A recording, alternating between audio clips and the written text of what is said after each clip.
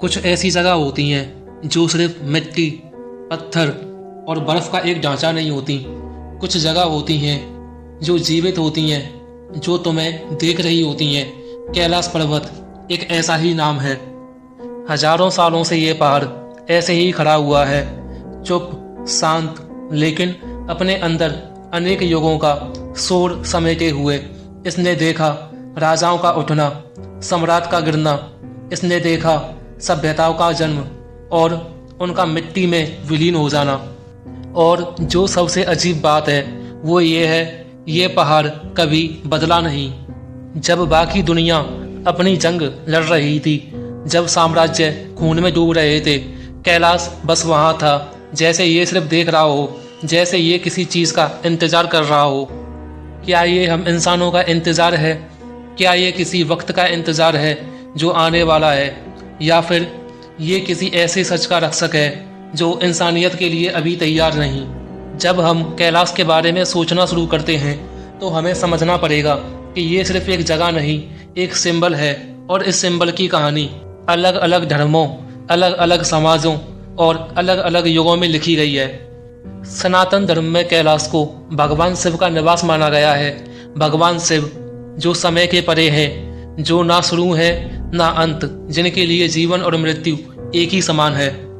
शिव पुराण कहता है कैलाश के चारों तरफ से पवित्र नदियां बहती हैं। सिंधु नदी जो पूरे भारत की प्राचीन पहचान है, सतलुज नदी जो पंजाब के खेतों को जीवन देती है, ब्रह्मपुत्र जो असम के पहाड़ों में अपनी गोद में ले लेती है, और कर्णाली नदी जो नेपाल का दिल छूती है।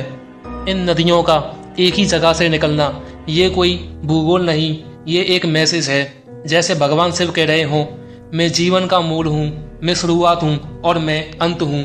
माउंट मेरू का कॉन्सेप्ट एक कॉस्मिक एक्सिस, एक स्तंभ जो इस पूरे ब्रह्मांड को संभाल के रखता है, इसी पर्वत का रूप माना जाता है। पुराणों में लिखा गया है, जो भी इंसान कैलाश का दर्शन करता है उसके जन्मों के पाप धुल जाते हैं। शायद इसलिए हर साल हजारों लोग मानसरोवर यात्रा करते हैं, सिर्फ एक नज़र के लिए।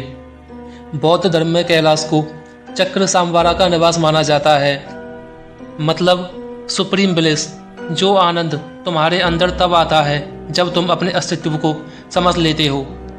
एक तिब्बतन बुद्धिस्ट कहावत है, one circle of Kailash can change your karma but one gaze at Kailash can change your life. Buddha monks के लिए कैलाश एक तीर्थ स्थल नहीं, ये एक ध्यान का केंद्र है। का कहना है इस पहाड़ के चारों तरफ घूमना मतलब परिक्रमा करना एक ऐसा अनुभव है जो तुम्हारे अंदर कुछ ऐसा जगाता है जो तुम खुद कभी नहीं समझ पाओगे। बौद्ध धर्म से पहले भी तिब्बत का बौद्ध धर्म था। बौद्ध धर्म में कैलाश को यंगजरंग गुत्से कहा गया है। इसका मतलब 9 स्टोरी स्वास्तिक माउंटेन। उनका कहना है ये दुनिया का एक्सेस मंडी है, एक ऐसा बिंदु जहां से पूरी पृथ्वी अपनी ऊर्जा ले रही है। तिब्बतियन लेजेंड्स कहते हैं इस पहाड़ के अंदर एक नगर छुपा हुआ है जो सिर्फ तब खुलेगा जब दुनिया अपने अंत के करीब आ जाएगी। और इस नगर का रक्षक है भगवान शिव, जो किसी भी अनाधिकृत व्यक्ति को इसके पास नहीं आने देते। एक बार एक यात्री वहां गया, ये एक सच्ची घटना है। वो छोटे से गांव में रुका जो कैलाश के सामने था। 3 दिन तक वो सिर्फ पहाड़ को देखता रहा। गांव वालों ने उससे पूछा, तुम क्या देख रहे हो, तुम्हें क्या कुछ दिख रहा है? उसने कहा, 3 दिनों तक पहाड़ को देखने के बाद पहाड़ स्टैटिक नहीं है, हर दिन इसका रंग, इसका शेप बदलता जाता है। शायद पहाड़ बदलता नहीं, शायद मेरी नज़र बदल रही है। ये कहानियाँ सिर्फ धार्मिक नहीं, ये एक चेतावनी है। कैलाश एक सीमा है, एक ऐसी सीमा जो इंसानी क्यूरियोसिटी को कंट्रोल में रखती है। जो यहाँ के राज समझ लेगा, शायद उसके लिए ज़िंदगी वैसी नहीं रहेगी। जब हम लोग कैलाश की कहानी सुनते हैं, हम उसे एक दिव्य जगह के रूप में देखते हैं, लेकिन अगर तुम इसे एक भूगोल शास्त्रीय नज़र से देखोगे तो ये उतना ही अद्भुत लगेगा। कैलाश पर्वत की सबसे बड़ी पहेली इसका परफेक्ट पिरामिड शेप है। कोई भी पहाड़, चाहे वो हिमालय में हो या अल्प्स में, कभी भी इतना परफेक्ट नहीं बनता। बर्फ, हवा और मिट्टी के इरोजन से पहाड़ गोल, टेढ़े मेढ़े हो जाते हैं, लेकिन कैलाश ऐसे लगता है जैसे किसी ने इसे काट के छांट के एक डिजाइन बनाया हो। एक एंगल से तुम्हें इसकी 4 एकदम सीधी फेसेस दिखेंगी जो टॉप पर मिले एक बिंदु बनाती हैं। ये चारों फेसेस लगभग 4 दिशाओं में अलाइंड हैं, उत्तर, दक्षिण, पूरब, पश्चिम। बिल्कुल वही अलाइनमेंट जो एंशियंट पिरामिड्स में देखी जाती है, इजिप्ट के गाजा या साउथ अमेरिका के मायान टेम्पल्स में। एक और चौंकाने वाली बात है, अगर तुम कैलाश से सीधी एक लाइन खींचो तो ये लाइन कुछ और एंशियंट और मिस्टीरियस साइट से परफेक्टली पास होती है, जैसे Stonehenge England, Giza pyramids Egypt और ईस्टर आइलैंड पैसिफिक। इस अलाइनमेंट का कोइंसिडेंस होने का चांस बहुत कम है। कुछ लोग कहते हैं ये एक एनर्जी ग्रिड का हिस्सा है, एक ऐसा जाल जो पूरी दुनिया में प्राचीन लोगों ने बनाया था ताकि कुछ कॉस्मिक एनर्जी को चैनल किया जा सके। और ये सिर्फ ज्योमेट्री तक सीमित नहीं है। कई रिसर्चर्स का कहना है कैलाश का शेप और लोकेशन कुछ खास कॉन्स्टेलेशन से जुड़ता है, खासकर ओरियन और ध्रुव तारा। ओरियन जो प्राचीन समय में गेट ऑफ गॉड्स कहा जाता था, इजिप्टियन पिरामिड्स का अलाइनमेंट भी इसी कॉन्स्टेलेशन से होता है। ध्रुव तारा एक फिक्स्ड तारा जो सदियों से नेविगेशन के लिए एक बेकन रही है। एक थ्योरी कहती है प्राचीन लोग इन सैक्रेड साइट्स का अलाइनमेंट इसलिए बनाते थे ताकि ये एक एंटीना का काम करें। ये शायद अर्थ और स्पेस के बीच एक कनेक्शन पॉइंट होते थे। कैलाश के पास ही है मानसरोवर झील। ये झील का शेप एकदम परफेक्ट सर्कल जैसा है। एक नेचुरल लेक का इतना सिमेट्रिकल शेप होना अपने आप में काफ़ी रेयर होता है। इसका पानी इतना साफ है कि तुम उसमें आसमान के तारे गिन सकते हो। ब्रह्मांड पुराण में लिखा गया है मानसरोवर को शिव ने अपने मन से बनाया था, इसलिए इसका नाम मान सरोवर पड़ा। साइंस कहती है कि ये लेक ग्लेशियल मेल्ट से बनी है, लेकिन ये सवाल वही रह जाता है कैसे एक नेचुरल लेक इतनी परफेक्ट हो सकती है। सोचो एक ऐसा पहाड़ जिसका शेप एक मशीन की तरह परफेक्ट हो, जो पूरी दुनिया के सैक्रेड साइट से एक इनविजिबल लाइन में जुड़ता हो, जिसका आसपास का ज्योग्राफी और एस्ट्रोनॉमी दोनों एक कॉस्मिक पजल का हिस्सा लगता हो। क्या ये सब एक कोइंसिडेंस है या हम एक ऐसे डिजाइन में जी रहे हैं जो किसी ने हजारों साल पहले बनाया था और हम सिर्फ उसके पैटर्न पे चल रहे हैं? एक बड़ा ही महत्वपूर्ण सवाल है। माउंट एवरेस्ट दुनिया का सबसे ऊंचा पहाड़ है। हर साल कई लोग उसके शिखर तक पहुंचते हैं। K2, अन्नपूर्णा, कंचनजुंगा सब एक्सट्रीम है, लेकिन फिर भी इंसानों ने उन्हें कन्कर कर लिया। लेकिन कैलाश जिसकी ऊंचाई 6,638 मीटर है, एवरेस्ट का भी आधा है, फिर भी अभी तक कोई भी मनुष्य उसका शिखर तक नहीं गया। तिब्बतन और हिंदू ट्रेडिशंस में कैलाश को अपर्वत कहा गया है, मतलब अनटचेबल माउंटेन, जिसे अभी तक टच नहीं किया गया, या फिर बोल सकते हैं जिससे अभी तक किसी भी इंसान ने क्लाइम नहीं किया। लोक कथाएं कहती हैं जो भी इसके शिखर पर चढ़ने की कोशिश करता है उस इंसान की मौत निश्चित है, और जो बच जाए वो कभी वैसा वापस नहीं आता। चाइनीज गवर्नमेंट ने भी इसकी चढ़ाई पर ऑफिशियल बैन लगा रखा है, रीजन रिलीजियस सेंटिमेंट्स। लेकिन कुछ लोग कहते हैं ये सिर्फ कवर अप है। एक British mountaineer colonel RC Wilson ने 1926 में कैलाश चढ़ने का फैसला किया। वो आधा रास्ता चढ़ा, फिर अचानक हवा तेज हो गई, टेम्परेचर गिर गया और बादलों ने उसे चारों तरफ से घेर लिया। उसका गाइड चिल्लाता रहा, भाग जाओ, अभी भाग जाओ। विल्सन ने नीचे उतरना पड़ा और उसने कभी फिर दोबारा अटेम्प्ट नहीं किया। एक रशियन क्लाइंबर सर्जी सिस्टियाकोव ने 2000 में कैलाश पर चढ़ाई की कोशिश की। उसने अपने सैटेलाइट फ़ोन से दोस्त को बताया, मुझे लगता है मैं कुछ देख रहा हूँ जो कोई समझ नहीं पाएगा। उसके बाद कनेक्शन कट हो गया। 3 दिन बाद उसका बॉडी बेस के पास मिला। डेथ रीजन हाइपोथर्मिया लिखा गया। लेकिन लोकल्स का कहना था उसका चेहरा बिल्कुल शांत था, जैसे वो किसी ट्रांस में मर गया हो। कई यात्रियों ने एक अजीब बात नोटिस की, कैलाश के आसपास टाइम अलग चलता है। एक फेमस किस्सा है 1960s का। 4 माउंटेनियर्स ने पीक के आसपास ट्रैक किया। सिर्फ कुछ घंटों का प्लान था। जब वो बेस कैंप पर वापस आए, उनके बाल सफ़ेद हो चुके थे।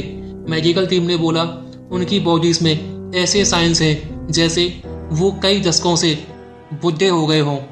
विज्ञान इसे एक्सट्रीम वेदर एक्सपोजर कहकर इग्नोर कर देता है, लेकिन कैसे 8 घंटे में 40 साल का एजिंग हो सकता है। तिब्बत में कहते हैं सिर्फ वही कैलाश का शिखर छू सकता है जिसे खुद भगवान शिव ने बुलाया हो।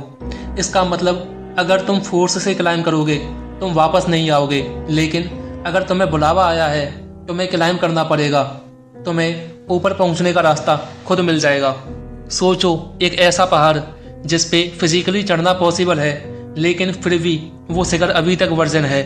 एक ऐसी जगह जो वक्त को तोड़ मोड़ कर, एक जहां नेचर के रूल्स शायद हमारे जैसे नहीं चल रहे। क्यों कैलाश सिर्फ एक पहाड़ है, या ये सिर्फ एक फॉरबिडन गेट है जो अपने सीक्रेट सिर्फ उन्हीं को दिखाता है जिन्हें वो खुद चुनता है। जब हम कैलाश के राज की बात करते हैं, 2 दुनियाएं सामने आती हैं। एक जो हम देख सकते हैं, मेजर कर सकते हैं, एक्सप्लेन कर सकते हैं, और दूसरी जो सिर्फ महसूस की जा सकती है। कैलाश पर ये दोनों दुनियाएं एक ही वक्त पर चलती हैं।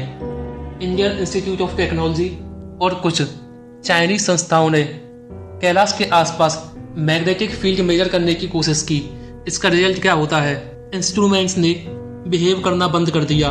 कंपास नीडल एरेटिक हो जाती है, जीपीएस का सिग्नल फेड हो जाता है, और कुछ डिवाइसेस गर्म हो जाते हैं बिना किसी रीजन के। ये पैटर्न सिर्फ माउंटेन के कुछ फिक्स्ड स्पॉट्स पर होता है, जैसे किसी ने वहां पे इनविजिबल मैग्नेटिक वॉल्स खड़ी कर रखी हों। कुछ साइंटिस्ट कहते हैं हो सकता है ये मेटेलिक और डिपोजिट्स की वजह से हो, पर सवाल ये है ऐसे perfectly circular magnetic zones naturally कैसे बनते हैं? नॉर्मल ग्लेशियर्स स्लो होती है, कुछ मीटर्स पर साल मूव करती है, लेकिन कैलाश के कुछ ग्लेशियर्स के बारे में ऑब्जर्वेशन है कि वो कई दशकों से स्टेशनरी है। सैटेलाइट इमेजेस कंपेयर करो 1970 से 2020 तक, कुछ पार्ट्स में 1 इंच भी मूवमेंट नहीं है।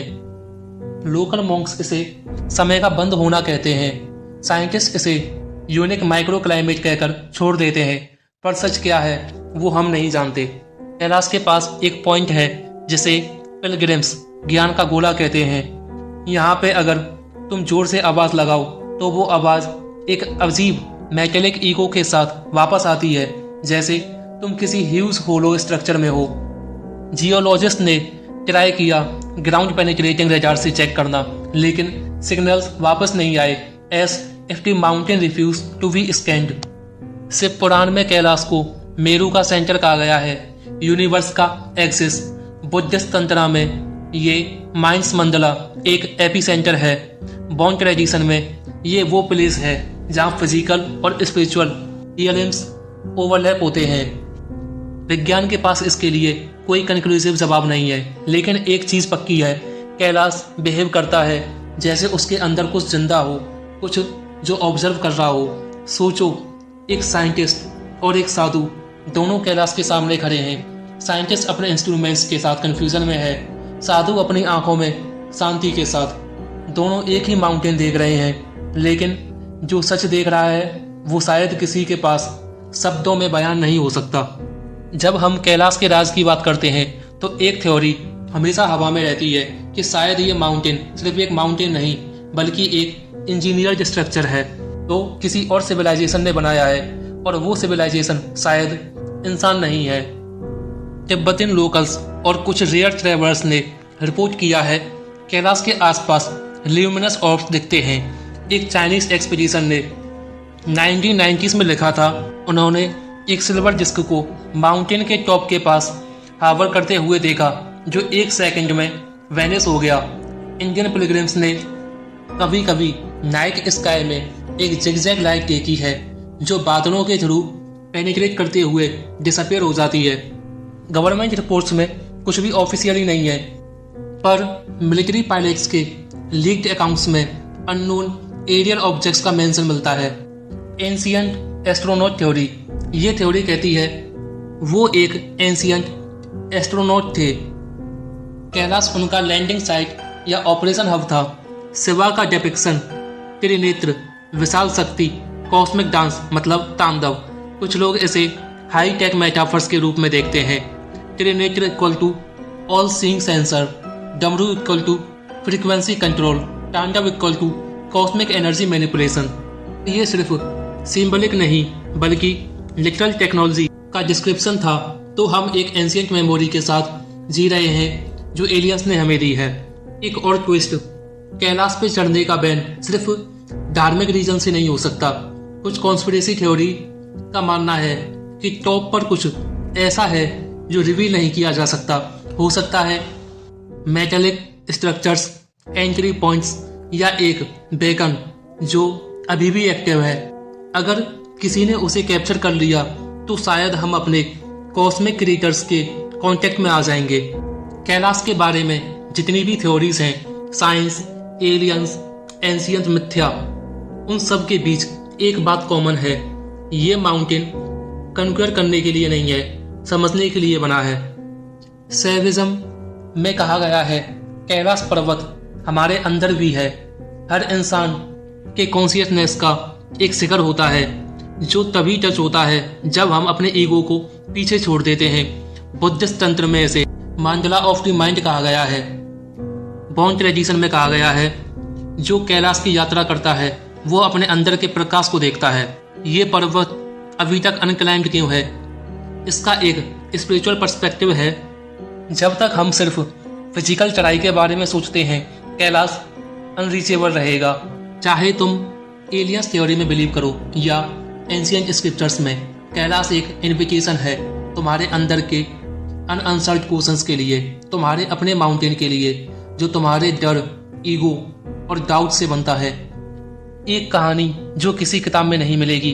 कहते हैं एक यात्री जिसका नाम जानना जरूरी नहीं, उसने कैलाश की परिक्रमा का इरादा किया, लेकिन ना पैसा था ना पावर, बस एक सवाल था, मैं कौन हूँ। तीसरे दिन जब वो डोलमा ला पास के पास पहुंचा, अचानक वेदर बदल गया। आंख के सामने एक फॉग आ गई। साथ चल रहे लोग पीछे रह गए और वो अकेला हो गया। कोहरे के बीच एक पुराना सा लकड़ी का पुल दिखाई गया जो किसी मैप पे नहीं था। उसने सोचा शायद शॉर्टकट होगा। ब्रिज के उस पार एक छोटी सी घंटी लटक रही थी। उसने घंटी बजाई और आवाज के साथ साथ सब कुछ शांत हो गया। कोहरे के अंदर से एक आदमी निकला, सफेद कपड़ों में, लंबे बालों में और आंखों में ऐसा शांत समुद्र जैसे वो तुम्हें पूरा जानता हो।